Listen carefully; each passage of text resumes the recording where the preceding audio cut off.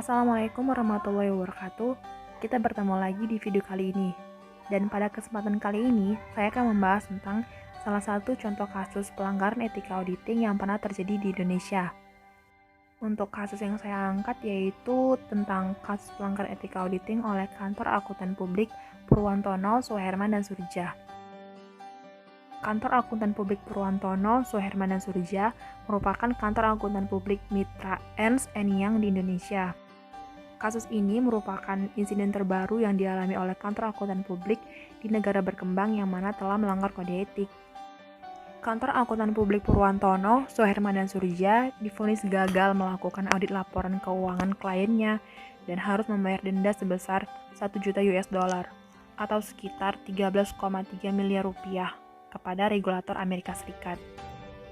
Kesepakatan tersebut diumumkan oleh Badan Pengawas Perusahaan Akuntan Publik Amerika Serikat atau Public Company Accounting Oversight Board yang disingkat PCAOB, tepatnya pada Kamis 9 Februari 2017 waktu Washington.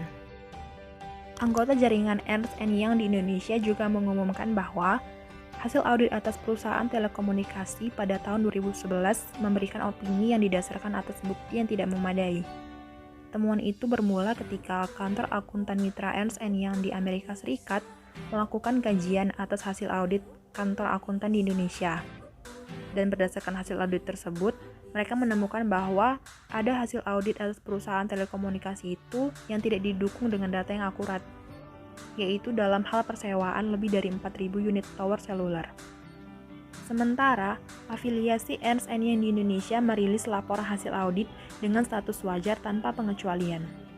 Badan Pengawas Perusahaan Akuntan Publik Amerika Serikat juga menyatakan bahwa belum lama sejak dilakukan pemeriksaan atas audit laporan pada tahun 2012, afiliasi Ernst & Young di Indonesia menciptakan belasan pekerjaan audit baru yang tidak benar, sehingga menghambat proses pemeriksaan.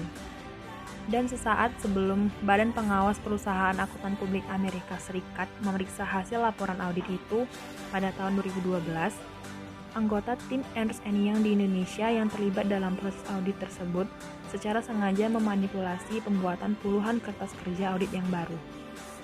Partner Ernst & Young di Indonesia juga berpartisipasi dan menyerahkan kertas kerja tersebut kepada inspektur PCAOB.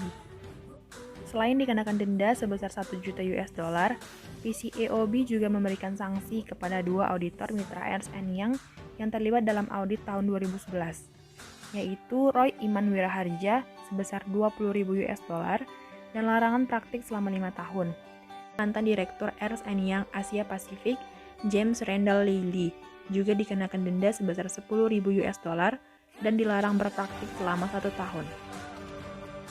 Dalam hal ini, pelanggaran yang dilakukan terkait kode etik diantaranya yang pertama, mitra Ernst & Young Indonesia yaitu Kantor Akuntan Publik Purwantono, Suherman, dan Surja melanggar prinsip standar teknis karena tidak memenuhi tanggung jawab untuk memenuhi standar teknis dan standar pekerjaan lapangan dalam memperoleh bukti audit kompeten yang cukup. Dan yang kedua, mitra Ernst & Young Indonesia yaitu Kantor Akuntan Publik Purwantono, Suherman, dan Surja melanggar prinsip kepentingan publik karena terbukti tidak bertindak dalam kerangka pelayanan kepada publik terkait dengan penyajian laporan audit yang gagal sebagai informasi yang dibutuhkan bagi publik. Kode etik profesi akuntansi merupakan pedoman bagi setiap akuntan dalam memegang tanggung jawab sosial terhadap publik serta menjamin kepercayaan dalam tanggung jawab profesi dan kepentingan publik. Dan akibat dari kasus ini, Kantor Akuntan Publik Mitra Ernst & Young di Indonesia yaitu Kantor Akuntan Publik Purwantono, Suherman, dan Surja telah sepakat untuk membayar denda sebesar 1 juta US dollar kepada regulator Amerika Serikat sebab penemuan hasil audit atas perusahaan telekomunikasi tidak didukung dengan data yang akurat berkaitan dengan persewaan lebih dari 4.000 unit tower seluler. Sedangkan afiliasi Ernst & Young di Indonesia merilis laporan hasil audit dengan status wajar tanpa pengecualian. Nah, itu tadi adalah penjelasan singkat tentang salah satu contoh kasus pelanggaran etika auditing yang pernah terjadi di Indonesia. Jika dalam penyampaian masih ada yang kurang, saya mohon maaf. Saya Jian Dwi Ananda, mahasiswi dari semester 6 Program Studi Akuntansi, Sekolah Tinggi Ilmu Ekonomi Sultan Agung, Pematang Siantar. Saya mohon pamit.